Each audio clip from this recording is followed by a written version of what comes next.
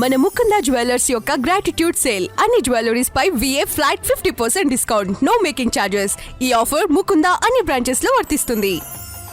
Middle ఈస్ట్లో ఇంకా tensions కొనసాగుతూనే ఉన్నాయి. ఒకవైపు అమెరికా, ఇజ్రాయెల్ సంయుక్తంగా ఇరాన్పై దాడులు నిర్వహిస్తుంటే అదే సమయంలో ఇరాన్ సమీప గల్ఫ్ దేశాల్లోని అమెరికన్ సైనిక స్థావరాలపై భీకర దాడులు చేస్తోంది.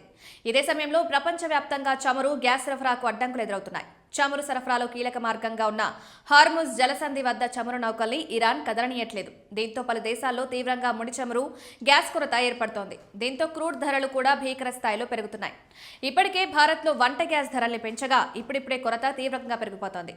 క్రూడ్ ఆయిల్ ధర రష్యా ఉక్రెయిన్ యుద్ధం తర్వాత మళ్లీ ఇప్పుడు బ్యారెల్కు $100 మార్కు దాటింది. ఇదే సమయంలో చమురు సరఫరాకు అడ్డంకుల నేపథ్యంలో ధరలు నియంత్రించేందుకు అమెరికా ఇటీవల కీలక నిర్ణయం తీసుకుంది.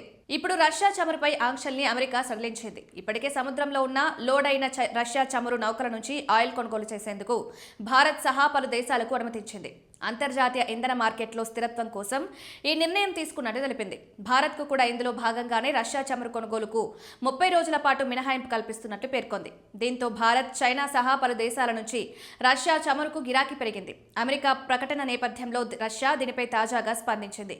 ప్రపంచ ఇంధన మార్కెట్కు రష్యా చమురు ఎంత కీలకమో ఇప్పుడు అమెరికా చేసిన ప్రకటన ద్వారా తెలుస్తోందని పేర్కొంది.